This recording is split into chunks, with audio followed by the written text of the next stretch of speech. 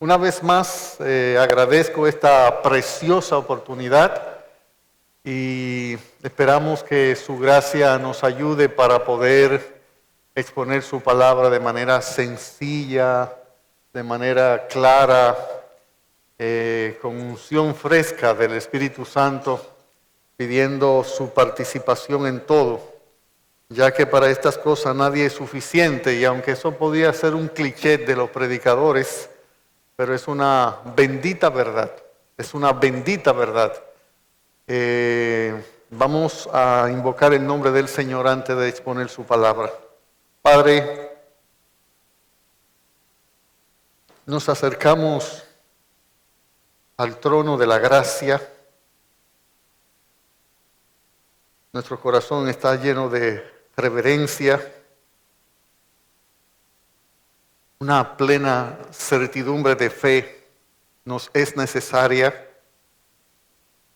un anhelo ardiente en nuestros corazones de trazar bien la palabra de verdad, de ser un instrumento apropiado en tus manos. Qué bueno que la virtud, la eficiencia proviene de ti y no de nosotros. Sin embargo, tú siempre has hecho una simbiosis, tú has hecho una mezcla preciosa en esta participación divina con responsabilidad humana. Y es por esto que con toda humildad y sencillez de corazón, este rebaño que estamos aquí reunidos, pedimos, imploramos, suplicamos, oramos.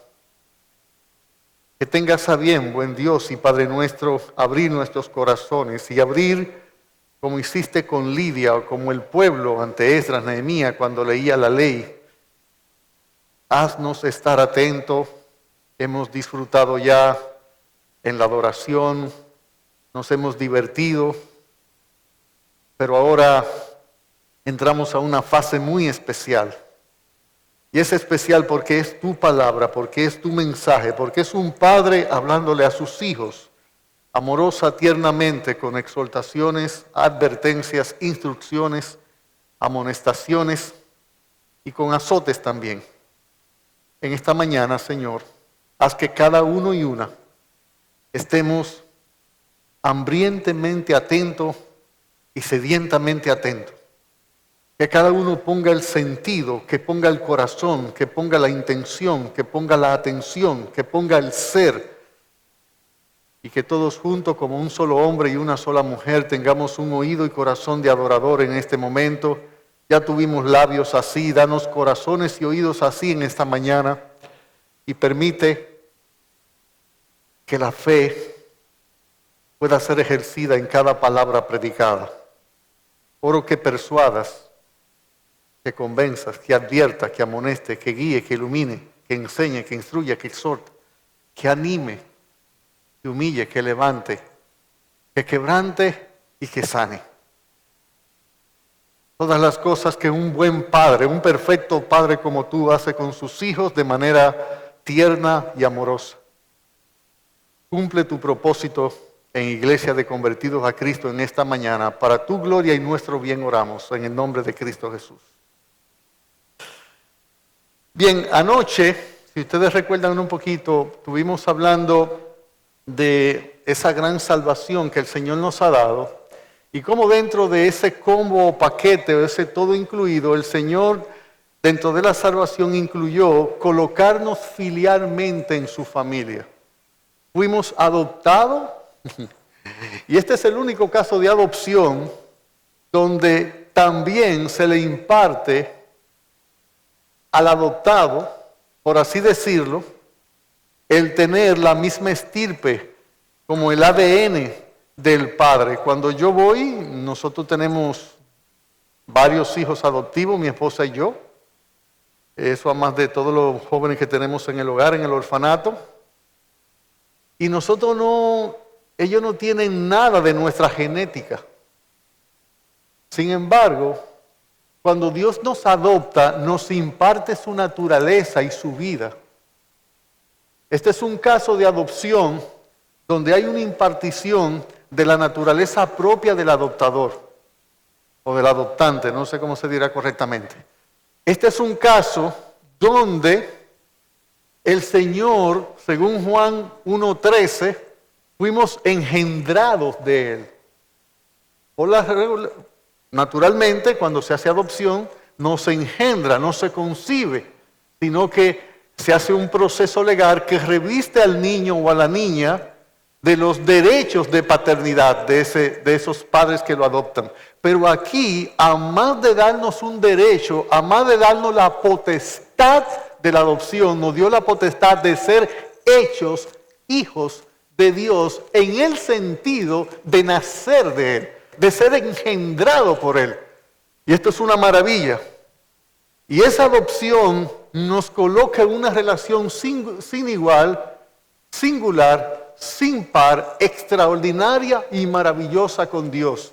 Y es una relación inmutable, es una relación que nada no lo puede cambiar. Pueden quemar los soles, soplar los vientos, mojar la lluvia, transcurrir el tiempo y no hay nada que lo pueda cambiar. La diestra de Dios se levantó jurando que nosotros íbamos a ser colocados en su familia y eso es un hecho que es sencillamente inmutable, no hay sombra, no hay variación. Dios ha de ser por siempre jamás, por los siglos de los siglos, nuestro Padre. Y eso debería llenarnos de gozo, de satisfacción, debería llenarnos de esperanza, debería hacernos gente piadosa, valiente, creyente, fiel, humilde, debería hacernos gente que va en pos de nuestros padres, así como nuestros hijos en su moza edad, en su pequeña edad, están muy propensos, están muy proclives, están muy inclinados a seguir nuestras huellas y nuestros pasos. Nosotros deberíamos hacer lo propio por la naturaleza de Dios que nos ha sido dada. Esta mañana lo que quiero hacer es ver tres cosas con ustedes bastante sencillas. Número uno, por Dios ser nuestro Padre, Él nos disciplina. Quiero que veamos tres medios que nos enseña Hebreos capítulo 12 que Dios usa para disciplinarnos. ¿Cuáles son los recursos que Dios usa para llevar a cabo esa transformación espiritual en el cual Dios, porque nos ama, nos ha hecho sus hijos, quiere que participemos de su santidad, usando esos medios divinos y su divina providencia, cómo Él lleva a cabo el ejercicio de la disciplina espiritual en nuestras vidas? Luego lo que quiero que veamos es cuál es la motivación de Dios para disciplinar y el objetivo que Dios persigue, motivación y objetivo. Y en tercer lugar quiero que veamos de una manera muy lacónica, breve, precisa y concisa, ¿qué es el resultado? ¿Cuáles son los frutos de esa disciplina? Así que vamos a ver esas tres cosas de manera muy sencilla en esta mañana. Mire, si usted está conmigo en Hebreos capítulo 12, ese es nuestro texto base. Siempre vamos a ir y de ese texto vamos a depender todo el tiempo. Yo lo voy a leer hasta el versículo 7, Hebreos 12, 1 al 7. Síganme con sus vistas y oídos. Por tanto, nosotros también, teniendo en derredor nuestro tan grande nube de testigos, despojémonos de todo peso y del pecado que nos asedia y corramos con paciencia la carrera que tenemos por delante. Puestos los ojos en Jesús, el autor y consumador de la fe, el cual por el gozo puesto delante de nosotros menospreció el oprobio y se sentó a la diestra del trono de Dios. Considerad a aquel que sufrió tal contradicción de pecadores contra sí mismo, para que vuestro ánimo no se canse hasta desmayar. Porque aún no habéis resistido hasta la sangre combatiendo contra el pecado. Y habéis ya olvidado la exhortación que como hijos se os dirige diciendo: Hijo mío, no menosprecies la disciplina del Señor, ni desmayes cuando eres reprendido por Él. Porque el Señor, al que ama, disciplina y azota a todo el que recibe por hijo. Si soportáis la disciplina, Dios os trata como a hijos. Porque, ¿qué hijo es aquel a quien el Padre no disciplina? Veamos entonces en primer lugar que los tres medios que Dios usa para disciplinarnos son, a saber, exhortaciones, reprensiones y azotes. Los medios del cual Dios, como un padre que ejerce una paternidad amante, fiel y responsable, son: Dios usa la exhortación, la reprensión y los azotes. Y usted nota en el versículo 5 de esta porción: y habéis ya olvidado la exhortación que como a hijos se os dirige diciendo. La Biblia, la palabra de Dios, está llena, está, mire, atestada de exhortaciones. Y esta palabra aquí que usa el escritor de Hebreo, bueno, anoche me decía un hermano, bueno, Hebreo lo escribió Pablo. Y yo digo, no, Hebreo lo escribió una mujer. ¿Ustedes sabían eso? Apréndanse eso, porque eso ni sus pastores se lo van a enseñar, ni en el seminario. Hebreo lo escribió una mujer. Yo les voy a decir después por qué. Tengo evidencias bíblicas irrefutables de que Hebreo lo escribió una mujer. Esta palabra es la palabra paraclesis. Usted recuerda que el término que el Señor usa para referirse al Espíritu Santo es paracleto. Y esta palabra lo que expresa es alguien que viene a tu lado para ayudarte. Esa palabra exhortaciones que aparece ahí. Alguien que te llama con ruegos, con súplica, implorándote. Esta palabra nos da la idea de alguien que imparte aliento mediante impartir esperanza. Esta palabra nos da la idea de alguien que es capaz de consolar, confortar y defender. La idea de la palabra exhortación aquí es que Dios la usa constantemente en la disciplina. Cuando nosotros pensamos en disciplina, pensamos que la disciplina tiene dos partes fundamentales, que es la disciplina formativa y la disciplina correctiva. La disciplina formativa está compuesta básicamente por dos elementos, que es la instrucción y la exhortación. Porque ante todo, sobre todo, por todo y en todo, lo que Dios hace es lo que nosotros hacemos con nuestros hijos. La etapa primaria de nuestros hijos es la ignorancia, la simpleza de proverbio, que necesita instrucción, impartición de conocimiento, información. Es enseñarte, es explicarte, es darte la información que tú necesitas para saber hacer las cosas correctamente. Eso es, cada vez que usted se expone a una predicación, Dios lo está disciplinando. Por eso le dije que cada evento en la vida de nosotros como hijos de Dios es disciplina, que quería hacerle ver por el microscopio y telescopio y los anteojos de Dios, los binoculares de Dios, una forma diferente de concebir la disciplina, que no es castigo porque lo hiciste mal, que no es venganza porque ya no lo aguanto, que no es que sencillamente Dios, cada vez que usted se expone, cada vez que usted lee la Biblia, cada vez que usted va a una clase de escuela dominical, a una predicación, usted está recibiendo disciplina. No piensen, padre, que ustedes solo disciplinan a sus hijos cuando le castigan o le quitan algún privilegio porque no ha obedecido una instrucción. Nosotros instruimos y luego que instruimos, ¿qué es lo que hacemos? Exhortamos. Le hacemos ver con palabras las bondades, los beneficios que se obtienen de obedecer lo enseñado, lo aprendido. Le hacemos ver las virtudes que tiene la enseñanza antes susodicha, la enseñanza antes dada. Y es lo que hace Dios constantemente en las Escrituras. Nosotros tenemos exhortaciones, reprensiones, amonestaciones. De hecho, hay 3 frases que aparecen en el libro de Hebreo y mucho en la Biblia, que son las que indican las exhortaciones, reprensiones y amonestaciones, que son la palabra así que, por tanto, y la palabra por lo cual. Y en Hebreo 12 aparecen las 3. ¿Cómo comienza Hebreo 12:1?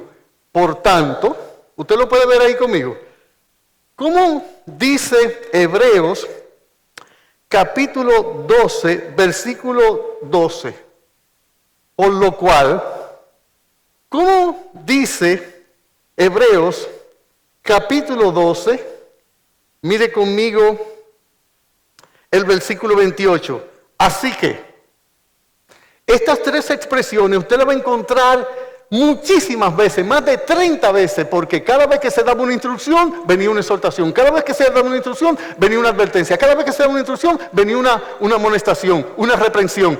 El así que, el por tanto, es para Dios usar de múltiples maneras las exhortaciones, que es motivarnos, arengarnos, desafiarnos, estimularnos, empujarnos a obedecer lo enseñado. Hermanos, no menospreciemos la disciplina, no desmayemos cuando somos reprendidos por Él. Nosotros vamos a ser constantemente exhortados en la Biblia a obedecer. De hecho, por ejemplo, si usted ve conmigo textos como Hebreos 13:3, ¿qué usted encuentra? en Hebreos capítulo 3:13. Hebreos 3:13. Nótelo. Dice 3:13 de la siguiente manera: antes, exhortaos los unos a los otros cada día, entre tanto que se dice hoy, para que ninguno de nosotros se endurezca por el engaño del pecado. La exhortación es parte continua y constante de lo que Dios hace para disciplinarnos. La Biblia está llena, este libro de Hebreo está lleno. Recuerde, por ejemplo, sígame en su Biblia rápidamente. Hebreo 2:1 dice, por tanto, y nos manda a atender. Hebreo 3:1, ¿qué nos dice? Por tanto. Hebreos 3:11, ¿qué nos dice? Nótelo. Por tanto. Hebreos 3:12, ¿qué nos dice? Antes, exhortado. Hebreos 3:13, ¿qué nos dice? Por ejemplo, antes. Hebreos 4:3, ¿qué nos dice? Pero lo que hemos creído, entramos en el reposo, por lo cual, de manera que dijo, por tanto. Hebreos 4:9, ¿qué dice? Por tanto. Hebreos 4:14, ¿qué dice? Por tanto. ¿Por qué?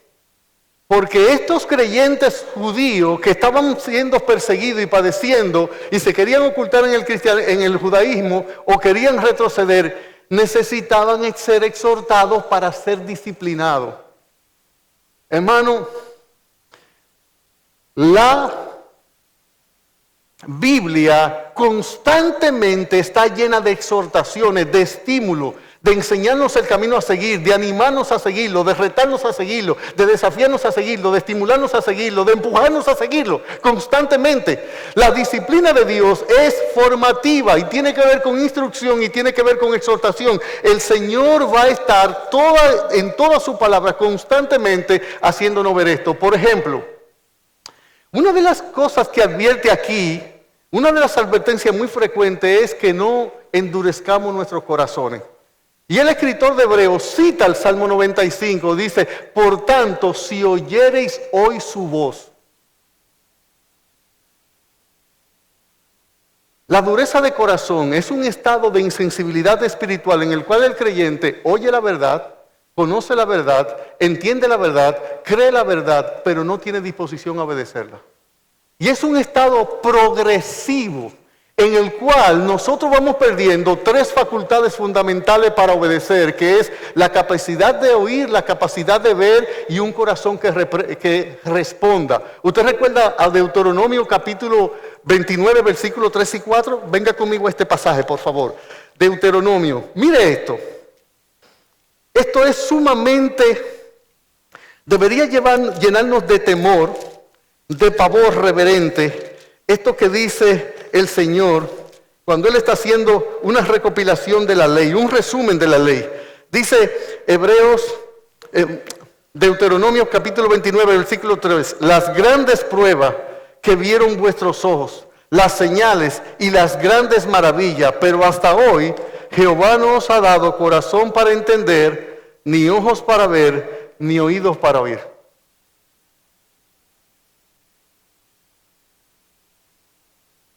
El mundo espiritual no es perceptible por estos sentidos.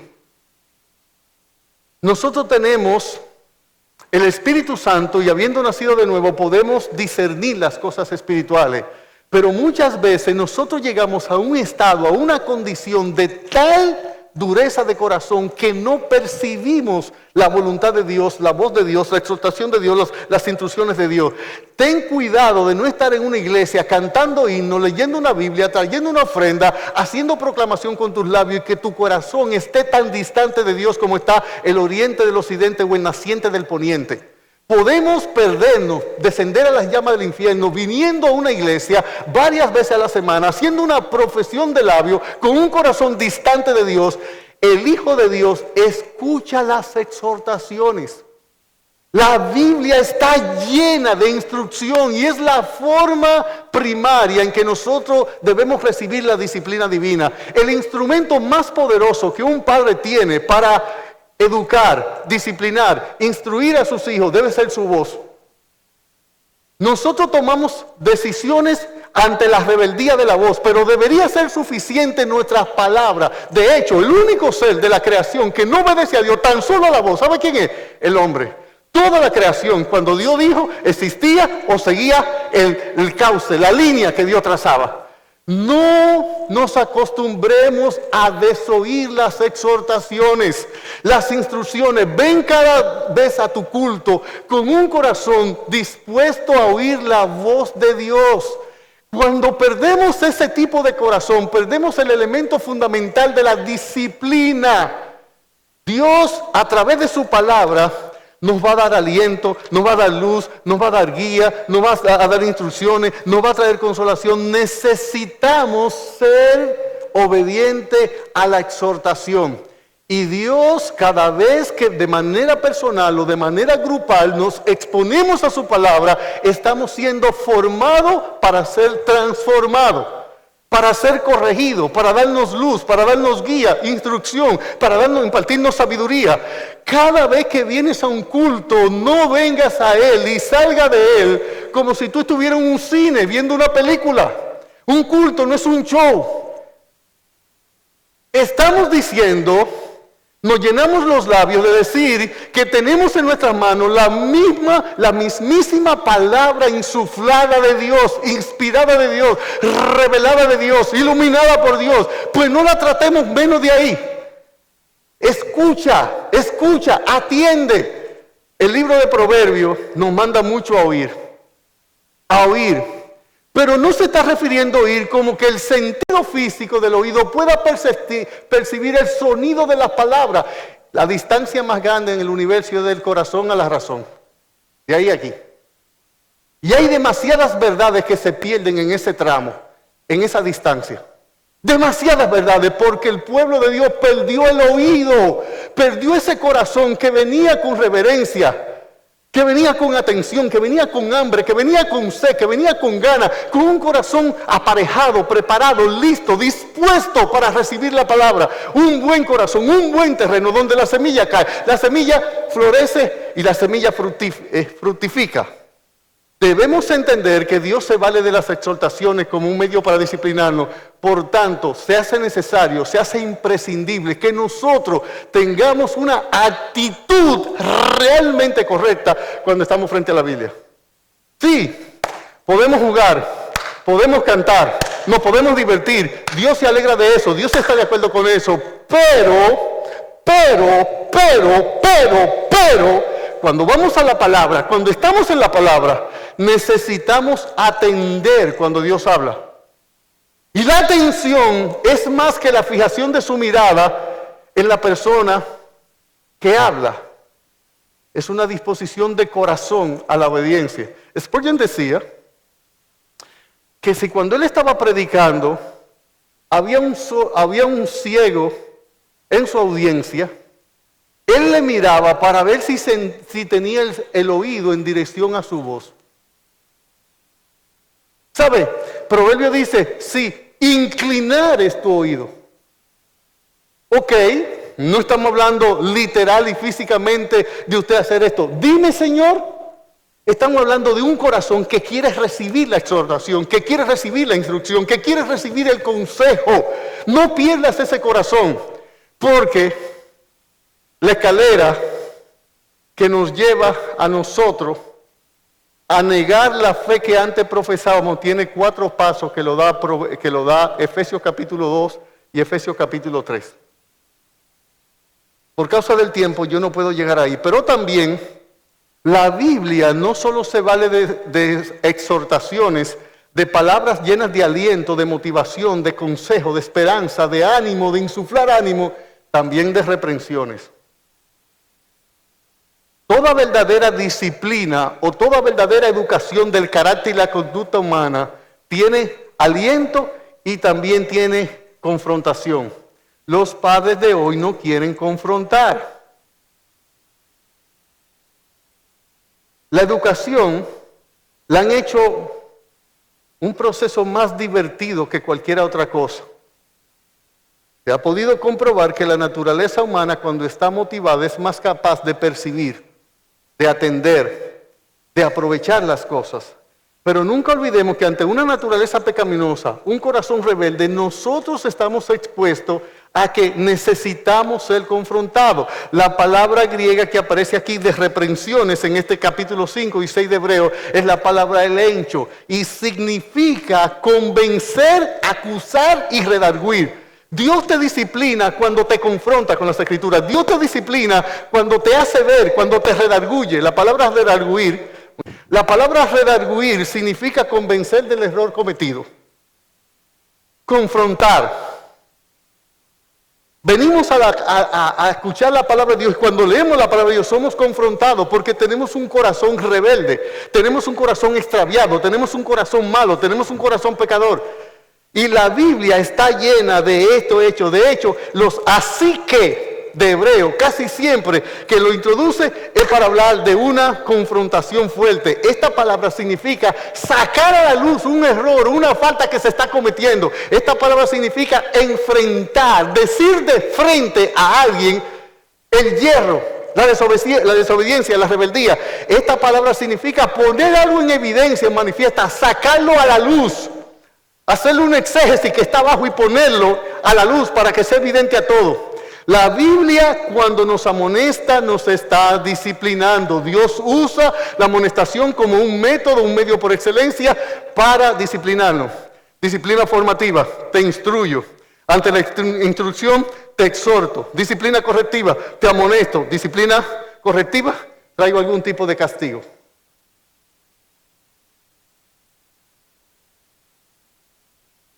Este libro de Hebreo está lleno de confrontaciones. Hebreos 2:3. Hebreos capítulo 2, versículo 3. Texto que citábamos anoche. ¿Qué nos dice Hebreos 2:3? ¿Cómo escaparemos nosotros si descuidamos una salvación tan grande? Nos está advirtiendo seriamente del peligro de descuidar la salvación, de las implicaciones, derivaciones y complicaciones que vendrían como consecuencia de descuidar la salvación. Nos está advirtiendo. Pero si usted ve Hebreo capítulo 3, versículo 7,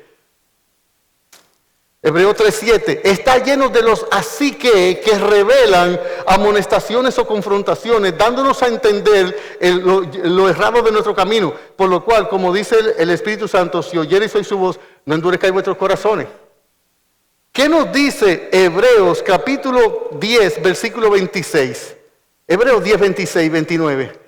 Tiene muchas confrontaciones el libro, dice 10, 26, porque si pecáramos voluntariamente después de haber recibido el conocimiento de la verdad, ya no queda más sacrificio por el pecado, sino una horrenda expectación de juicio y del borde de fuego que ha de devorar a los adversarios. El que viola la ley de Moisés por el testimonio de 2 o 3 testigos muera irremisiblemente, muere irremisiblemente. ¿Cuánto mayor castigo pensáis que merecerá el que pisoteare al Hijo de Dios y tuviere por inmunda la sangre del pacto en la cual fue santificado e hiciere afrenta al Espíritu de gracia? ¿Y qué sigue diciendo el texto? Por ejemplo, más adelante nos dice que nuestro Dios, horrenda cosa, no lo voy a buscar por causa del tiempo, es caer en manos de Dios vivo. Y el capítulo 12, en su último versículo, ¿qué nos dice? 12:29, porque nuestro Dios es fuego consumidor. Padre, confronten a sus hijos. Confróntenlo. Párense delante de ellos y estórbenlo cuando fuere necesario. Cuando fuere necesario, ámelo, apóyelo, respáldelo, guíalo, consuélelo, anímelo, rételo, acompáñenlo, motívenlo. Pero cuando sea necesario, confróntenlo. Dios usa frecuente y constantemente las reprensiones, las exhortaciones, las amonestaciones, las reprimendas para disciplinarnos. Cada vez que tú escuchas la Biblia, estás siendo disciplinado. Cada vez que recibes una amonestación de la Biblia, estás siendo disciplinado. Por eso nosotros tenemos tanto mirad en el libro de Hebreo. 3:12, mirad. 12:15, mirad. 12:25, mirad. Otro medio que Dios usa para disciplinarnos son los azotes. Véalo en Hebreos. ¿Qué dice Hebreos? Capítulo 5. Y dice el versículo 6, porque el Señor al que ama disciplina y azota a todo el que recibe por hijo. Esta palabra aquí, azotar, hace alusión al azote que tenían mayormente los romanos, los soldados romanos, de 3 cuerdas, que le daban en los 2 hombros hasta 13 azotes. Y esta palabra lo que quiere indicar es que Dios va a ejercer una disciplina usando una vara. Y cuando Dios usa la palabra azotar, está refiriéndose a eventos en nuestra vida que la divina providencia, guiada por su magna sabiduría, su inconmensurable amor, traerá en nuestras vidas para traernos sufrimiento. Dios no usa la correa para que no se le caigan los pantalones. La usa para azotar. ¿Usted escuchó lo que le dije? Lo voy a repetir. Dios no usa la correa para que no se le caigan los pantalones. Los pantalones de Dios están bien ajustados, están bien ceñidos. Dios usa la correa para corregir, disciplinar e instruir y transformar a sus hijos. Y los azotes que Dios usa pueden ser desde un gran pez que te trague, desde un gran viento, desde un gusano que te dañe la calabacera. Puede ser desde un hijo que se vuelve un costado, una espina en tu costado. Puede ser desde una salud requebrajada, desde una economía deprimida, desde cualquier cosa. Dios va a azotarnos cuando nosotros lo necesitemos, porque no en vano aflige a los hijos de los hombres. Él se duele del castigo. Dios, cuando usa estos elementos en su soberanía y divina providencia, Él los usa de una manera sabia, amante, compasiva, misericordiosa. Por eso David podía decir, tu vara y tu cayado me infundirán aliento. Bueno, Hebreos 12:11 dice que es verdad que ninguna disciplina parece al presente ser causa de gozo, sino de tristeza, pero después da fruto apacible de justicia.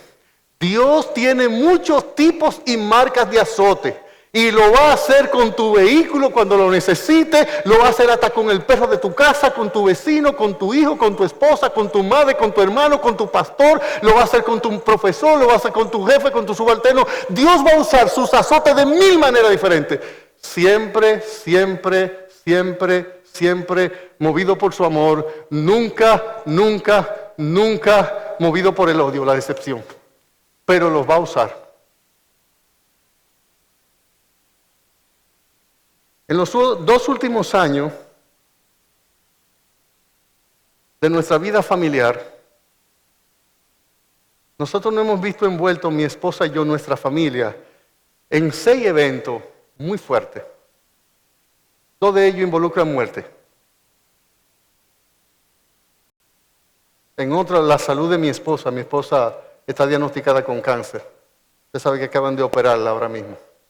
No hay un elemento fundamental de la vida que la buena vara de Dios no esté tocando nuestra espalda con ello en este momento.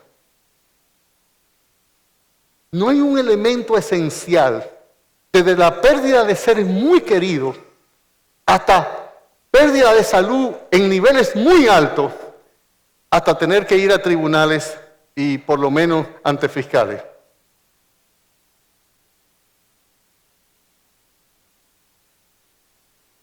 El miércoles, en el tiempo de la acción de gracia en nuestra iglesia, yo le decía a la iglesia que una de las cosas que más me maravilla en este proceso es lo que Dios ha hecho en la vida de mi esposa. Cuando llegó el resultado de Estados Unidos que confirmaba su cáncer, ella lo leyó y cuando fuimos ante la doctora lo toma, lo abre y con una actitud, vamos a decir, noble, ella comienza a decirle a mi esposa, mire, este resultado dice que hay aquí algunas cosas que hay que prestarle mucha atención, porque son de mucho cuidado, dice la doctora. Y entonces mi esposa le dice muy calmadamente a la doctora, mire, ese resultado dice que yo tengo cáncer, yo lo leí. Yo no estoy ni preocupada ni perturbada con esto. Este cuerpo que usted está viendo aquí es el templo del Espíritu Santo. el Señor puede hacer con él lo que bien le parezca. Ahora, dígame usted, ¿qué vamos a hacer según dice la ciencia? Y usted tranquila porque yo estoy tranquila. Yo sé en manos de quién estoy. En estos 3 años del cáncer de mi esposa, nosotros hemos tenido que gastar más de 4 millones de pesos. En estos 3 años, yo nunca he visto a mi esposa deprimida.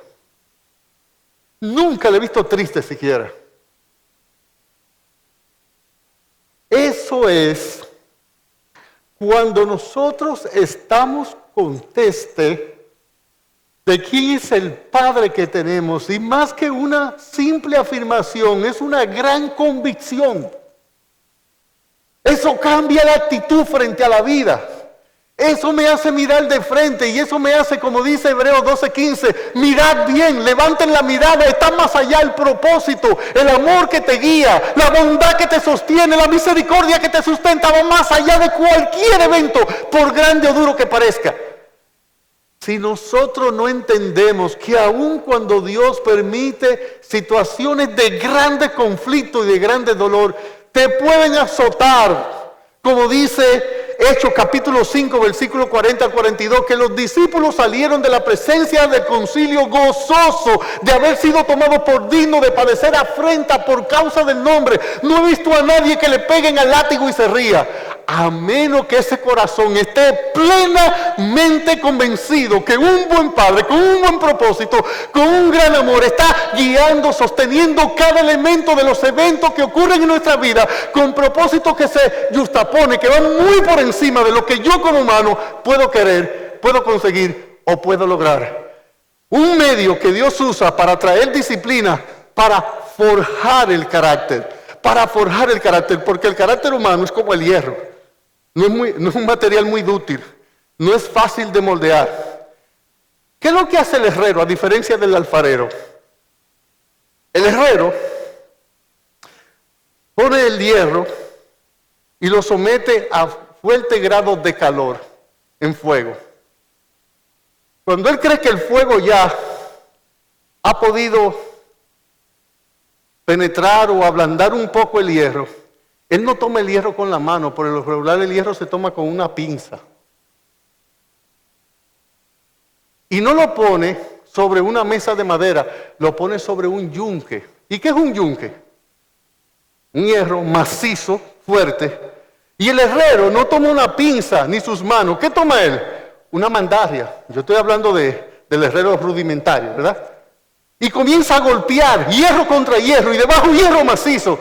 Así lamentablemente es nuestro carácter, pero Dios, movido por su amor, Él lo va a hacer siempre en la medida, en el tiempo, en el propósito adecuado. Y eso me da pie para mi segundo punto en esta mañana. Ya vimos los medios de la disciplina, que son exhortación, reprensión, azote. Veamos ahora el motivo de Dios. ¿Qué mueve a Dios para disciplinarnos?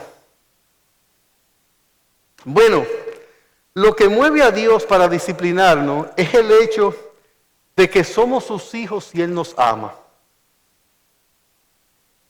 Esa es la motivación de Dios. Nos ha hecho sus hijos, nos ama. Me estoy inventando algo que dice Hebreos capítulo 12, versículos 5 al 7. Y ya habéis olvidado la exhortación que como a hijos se os dirige diciendo: Hijo mío, y repite la expresión, no menosprecie la disciplina del Señor, ni desmaye cuando eres reprendido por Él. Porque el Señor al que ama, disciplina. Padres, no le llamen a su flojera amor. Esa cobardía que tenemos muchos padres cristianos hoy, que nos hacen ser consentidores, y en vez de ser amadores verdaderos, somos odiadores de nuestros hijos cuando les dejamos caminar sin freno y sin una advertencia de Dios en sus vidas. El Señor al que ama disciplina. La disciplina es una de las expresiones más sinceras de amor. El amor de Dios, más que motivo, es volitivo. Dios se mueve por principio, no por emociones, no por sentimientos.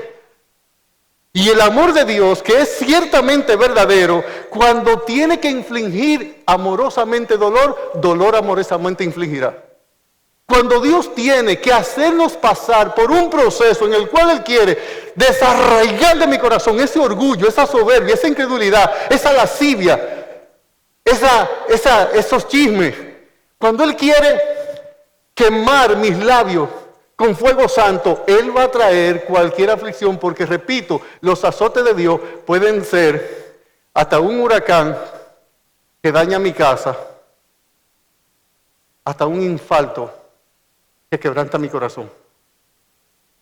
Pero, ciertísimamente, lo que mueve a Dios a disciplinarnos, la motivación de Dios detrás de su vara, siempre será su amor, siempre será su amor. Entendamos eso, creamos eso, aceptamos eso, vivamos con eso, porque eso nos va a dar una paz cuando Dios nos disciplina y nos va a dar gozo.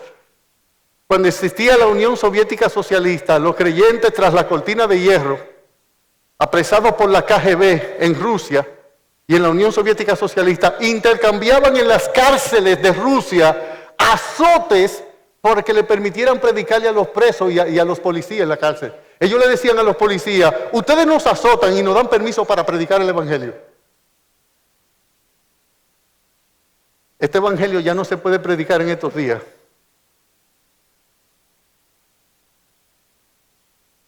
Ya no se puede predicar en nuestros días. Déjenme darles 5 cualidades que la Biblia dice del amor de Dios por nosotros, para que entendamos que cuando Él nos disciplina, realmente está siendo movido por su amor. Por ejemplo, Oseas 14:4 dice que Él nos iba a amar y nos iba a amar de pura gracia. ¿Tú amas a tu esposo o a tu esposa? Oh, sí, yo me casé por amor. Si a tu esposo o a tu esposa le ocurriera un accidente que lo disfigurara físicamente, ¿tu amor por él seguiría igual?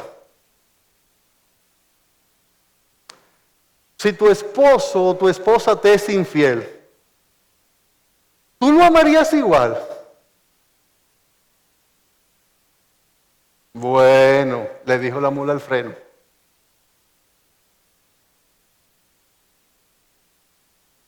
Todo lo que nosotros llamamos amor está condicionado.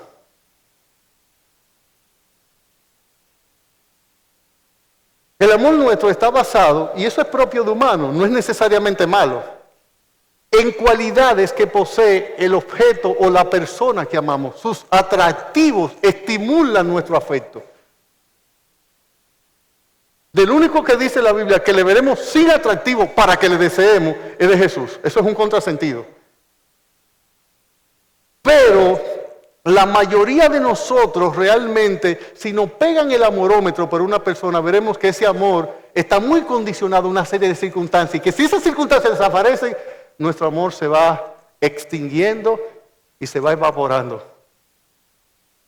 El Señor no nos ama a nosotros porque tenga cosas afines con nosotros, porque tenga intereses comunes con nosotros. Eso no es verdad. El amor de Él, como dice Efesios capítulo 1, es de su voluntad, porque a Él le place, porque a Él le plugo, porque Él es amor. Ese es el amor con que Dios te ama a ti, que no está condicionado a ninguna de las circunstancias, ni siquiera a tu amor recíproco por Él. Juan dice: nosotros le amamos a Él porque Él nos amó. Dios no nos ama por consecuencia de, o a causa de. Él nos ama por Él, para Él y de Él, sencillamente. Cuando entiendas su amor, eso te hará entender su disciplina. Cuando entiendas su amor, eso te hará entender su disciplina. Jeremías 13:3, 31:3 dice: con amor eterno te he amado. Mire Juan 13 conmigo. Este versículo me causa mucha admiración por Cristo y por quien Él es. Dice Juan 13, 1 y 2. Antes de la fiesta de la Pascua, sabiendo Jesús que su hora había llegado para que pasase de este mundo al Padre, como había amado a los suyos que estaban con él en el mundo, los amó hasta el fin. Y cuando cenaban, como el diablo ya había puesto en el corazón de Judas Iscariote, hijo de Simón, que le entregase, sabiendo Jesús que el Padre había puesto todas las cosas en sus manos, y observe esa frase, el Padre había puesto ¿qué en sus manos? Y que había salido de Dios y a Dios iba, se levantó de la cena y se quitó su manto y tomando una toalla se la ciñó y luego toma un lebrillo. Mire esto, ¿cuántas cosas el Padre había puesto en sus manos? ¿Y cuáles dos cosas Jesús tomó en sus manos en el momento? ¿Usted puede entender eso?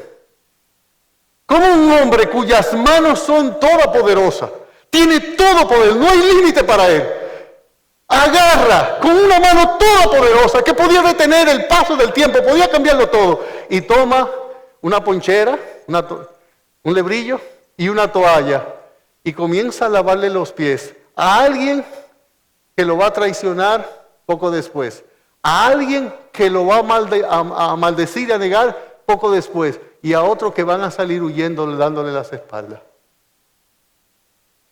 ¿Usted sabe cómo se llama eso? Amor incondicional. Una hermano todopoderosa que pueden detener el sol, cogen una toalla para lavarle los pies a Judas, su traidor, que lo iba a vender como un ser miserable por 30 piezas de plata. A Pedro, que iba a decir maldición, no conozco al hombre. Como había amado a los suyos, los amó ¿hasta dónde? Hasta el fin.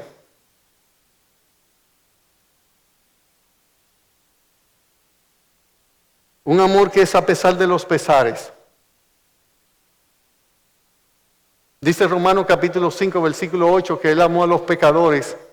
Nos amó cuando aún éramos pecadores.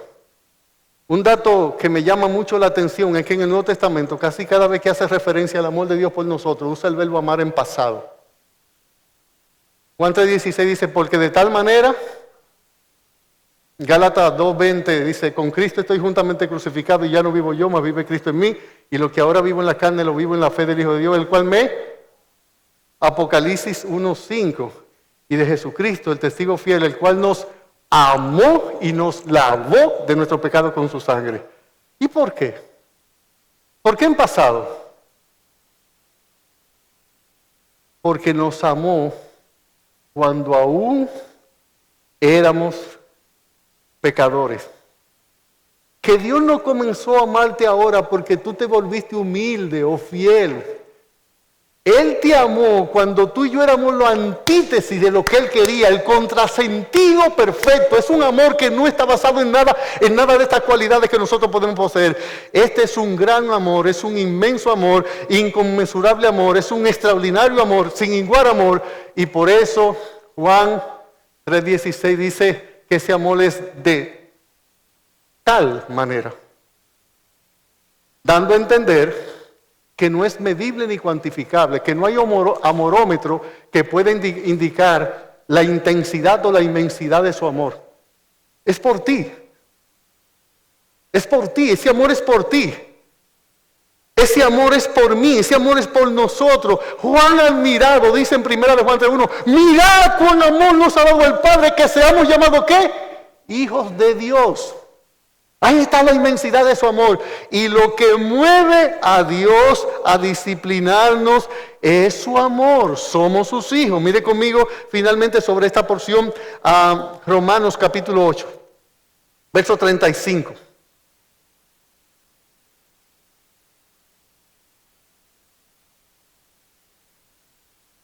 Dice Romanos capítulo 8, verso 35.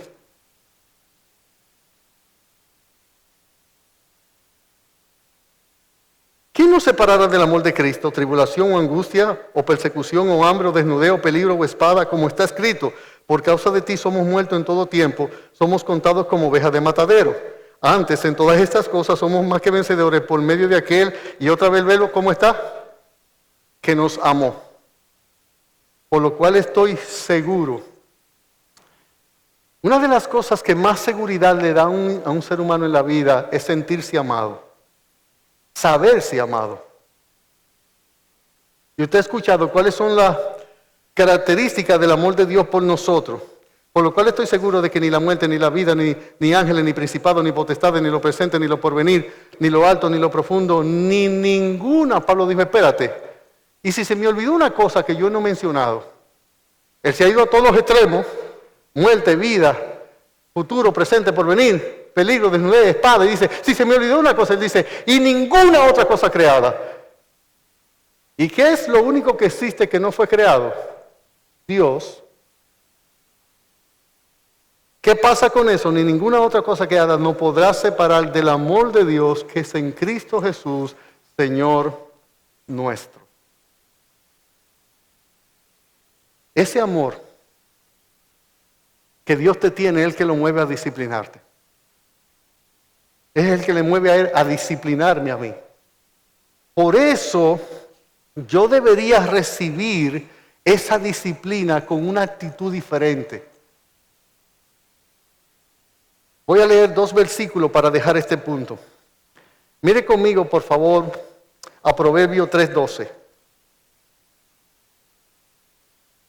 Proverbios capítulo 3, versículo 12.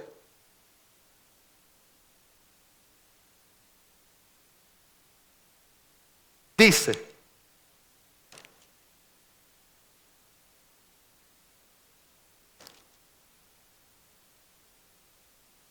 porque Jehová al que ama castiga, como el padre al hijo a quien quiere. Apocalipsis 3:19.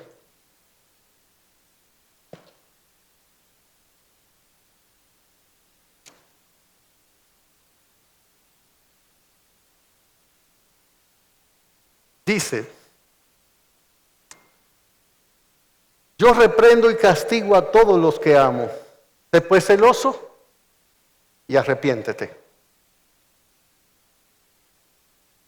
Reprensión y azotes son parte de la disciplina de Dios en nuestras vidas.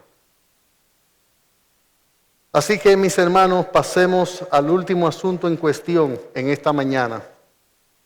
Y veamos ahora cuál es el fruto y el propósito de la disciplina. Venga conmigo, Hebreos 12:11, por favor. 10 y 11 de Hebreos 12. Refiriéndose a nuestros padres terrenales, el escritor de Hebreos dice, y aquellos ciertamente por pocos días nos disciplinaban como a ellos les parecía, pero o sea Dios, para lo que nos es provechoso, y aquí el para indica propósito, para que participemos de su santidad. La motivación de Dios es el amor. El propósito de Dios en la disciplina es que seamos santos como Él es santo. Lo más noble de la disciplina no es que tú salgas de un problema que tu carácter pecaminoso te ha llevado a él. Eso es bueno y es loable y valorable y estimable, considerable. Debe ser a nuestros ojos. ¿Sabe qué es lo grandioso de la disciplina de Dios, movido por su amor? Que Él nos está haciendo como Él es. Es para que seamos copartícipes, participemos juntamente con Él, que estemos en una común unión con Él en su santidad. Lo más bueno que Dios nos ha dado como Padre que nos ama no es el cielo, ni es tampoco librarnos del infierno, ni es tampoco poner pan sobre nuestras mesas, ni es protección, ni provisión, ni guía. Todo eso es maravilloso. ¿Saben qué es lo más bueno de la salvación y de la paternidad de Dios? Que Dios nos ha hecho semejante a Él. No es cuantificable las bondades de la salvación, es algo demasiado maravilloso.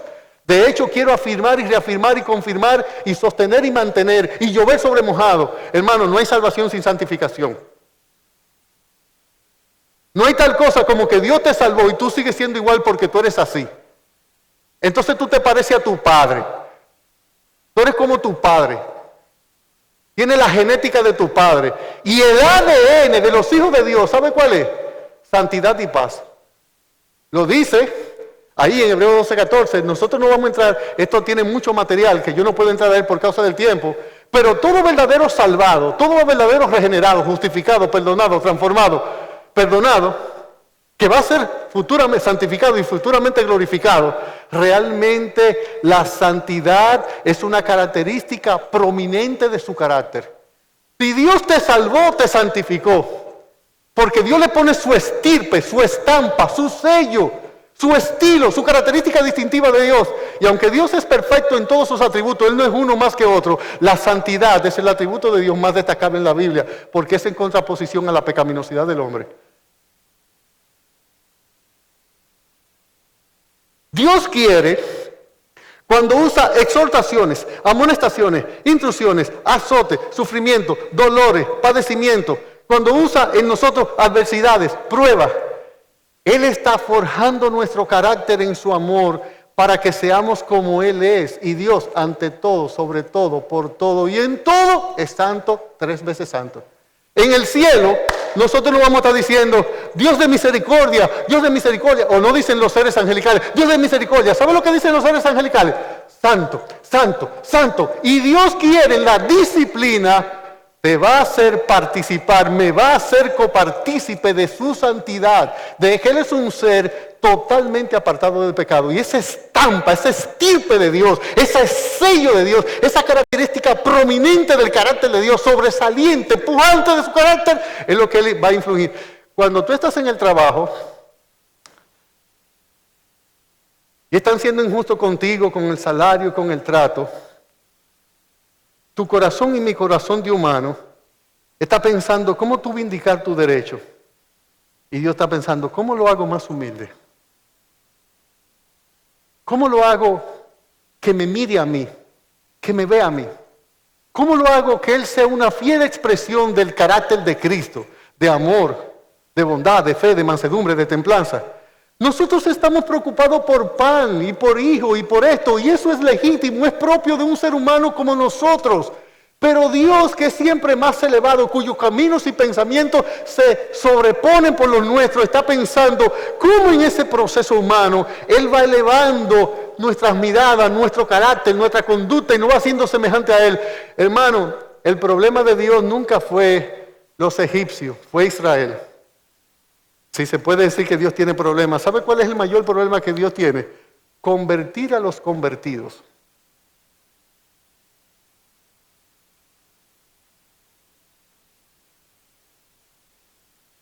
Que los creyentes dejemos de ser ateos. Sí, esos son paradojas. Son aparentes contradicciones. No hay problema para Dios que te den un aumento en el trabajo. Él sostiene las aves en el mar y los peces, las aves en el mar, las aves en los cielos y los peces en el mar. ¿Tú crees que para un Dios que da de comer a todo este vasto universo tiene problema con hacer que a ti te den un aumento en el trabajo? ¿Cómo tú puedes tener una mente tan chiquita? De hecho, la palabra griega menospreciar significa pensar en pequeño o mirar poco o tener como una mirada miope, una mirada que no puede ver mucho más allá. Eso es lo que significa la palabra que nosotros menospreciamos. Dios está labrando, preparando, transformando, capacitando nuestras vidas para lo eterno, para lo que no se acaba, para lo que no tiene fin, para lo que es perdurable, para lo que tiene gloria sempiterna, para lo que no se corrompe, no se termina, no se daña, para aquellos que tienen propósitos eternos. Pero tú tienes que pensar como tu padre, yo tengo que pensar como mi padre, y todo lo de Dios trasciende a este pequeño globo terráqueo, va más allá. Desde que Dios cumplió su propósito en Job, en José, en cualquiera de ellos quitó la aflicción. Porque la aflicción en la disciplina de Dios no son un fin, son un medio. Y cuando el propósito se logra, Dios retrotrae su mano y se hace más clara visible su propósito y su bondad. El fruto de la disciplina es paz y santidad. Me encanta la expresión en Hebreo 12:11, pero después. Y con esto voy a terminar, ya no se preocupen. Pero después. Hebreo 12:11. Yo no sé qué azote Dios tiene en tus espaldas en este momento. Yo no sé qué espina el Señor ha colocado en tus sienes. O qué vara Dios está flagelando tu costado. Yo no sé si son tus hijos.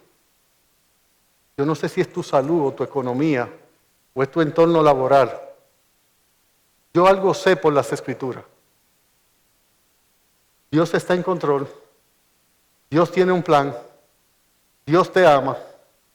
Dios es eminentemente sabio.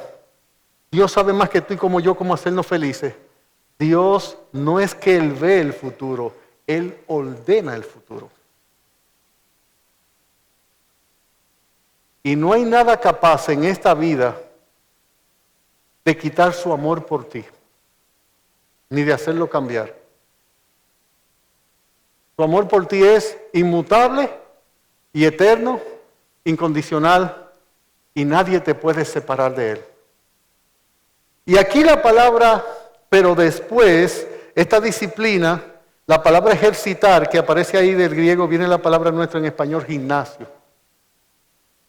Es como si Dios nos llevara al gimnasio del cielo, nos quitara la ropa y ve que necesitamos fortalecer piernas, pectoral, hombro, antebrazo.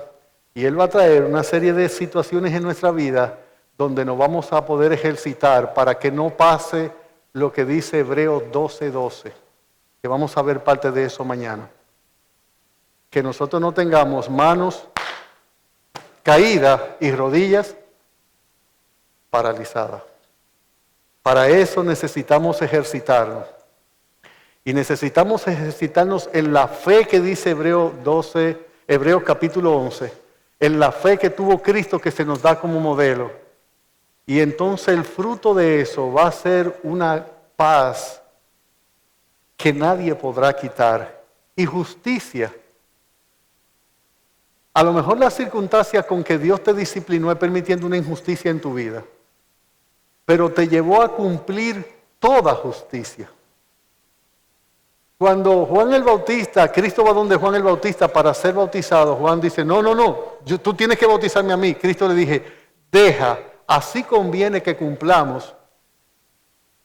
La acepción del término o el significado del término toda justicia es deja, porque así conviene que cumplamos el plan de Dios, la voluntad de Dios o el propósito de Dios. Y el plan de Dios, la voluntad de Dios y el propósito de Dios era que Juan bautizara a Cristo.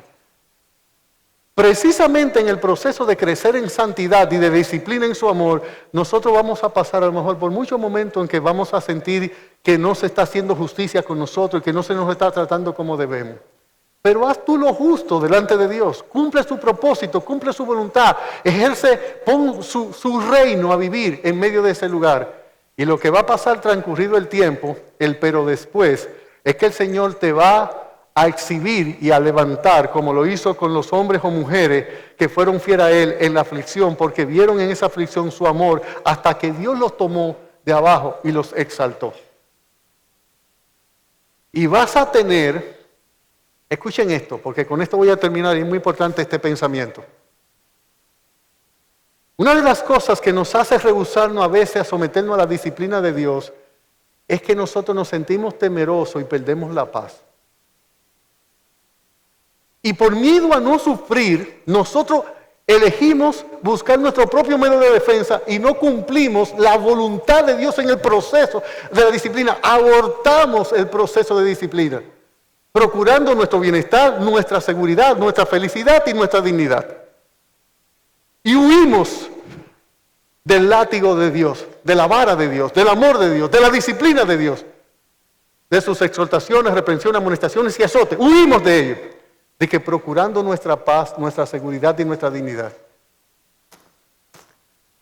Tú te puedes sentir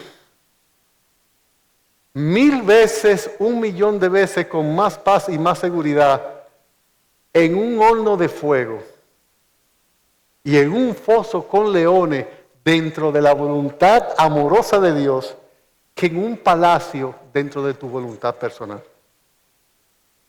¿Usted escuchó lo que yo acabo de decir? Hay más paz, más seguridad, más bienestar, más dignidad, más protección, más bondad en tu vida, en un horno calentado 7 veces más de lo acostumbrado y en un foso con leones, que tú habiendo construido tu propio castillo de tu seguridad. Y por eso muchos creyentes hoy tienen muchas cosas, pero no tienen paz. Los creyentes estamos viviendo el mismo nivel de ansiedad que tiene cualquier incrédulo. Los creyentes tenemos el mismo nivel de incertidumbre y de temores que tienen, el mismo nivel de afán e inquietud que tienen los creyentes. ¿Sabe por qué? Porque muchas de esas cosas nosotros las estamos logrando. La peor cosa que nos puede pasar a nosotros es tener éxito sin Dios.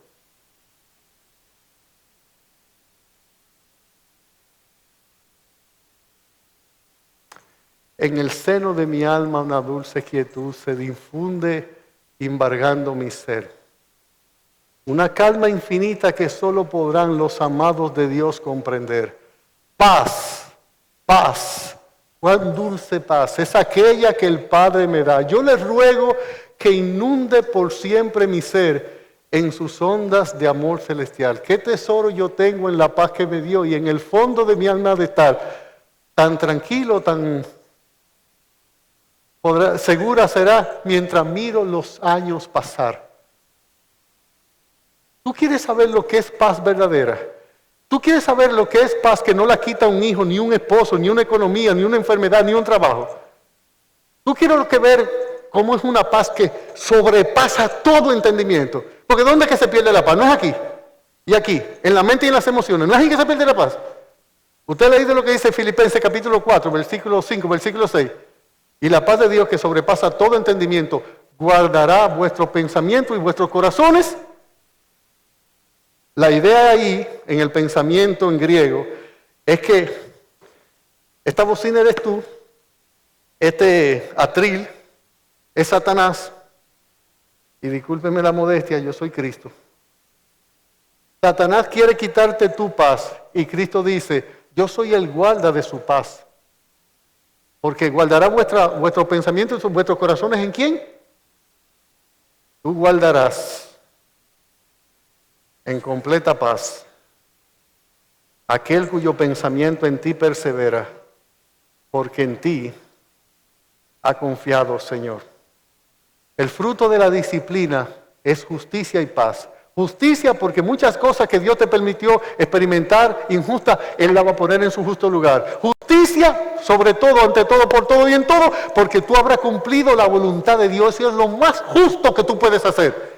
Y paz, porque es el resultado que la gracia de Dios baña nuestras almas, inunda nuestras almas, lava nuestras almas, hinche nuestras almas de esa tranquilidad que es el fruto, el resultado o el producto de haber asumido con una actitud de un hijo correcto, la voluntad perfecta de un padre que movido por su amor nos disciplinó, nos transformó, nos conformó a su hijo y hoy nosotros, cual José, podemos tener 2 hijos aún en Egipto que le podemos llamar, ¿cómo se llamaron los 2 hijos de José? ¿Y qué significa Manasés? Manasés, Dios me hizo olvidar. Manasés y Efraín, Dios me hizo fructificar en tierra ajena. Vas a salir embarazado aunque sea un hombre con esos 2 hijos. Tus penas olvidadas, tu carácter transformado, Dios glorificado, tu plan ejecutado, tu paz inmutable, el reino de Dios establecido, el nombre de Cristo glorificado. Que el Señor les bendiga.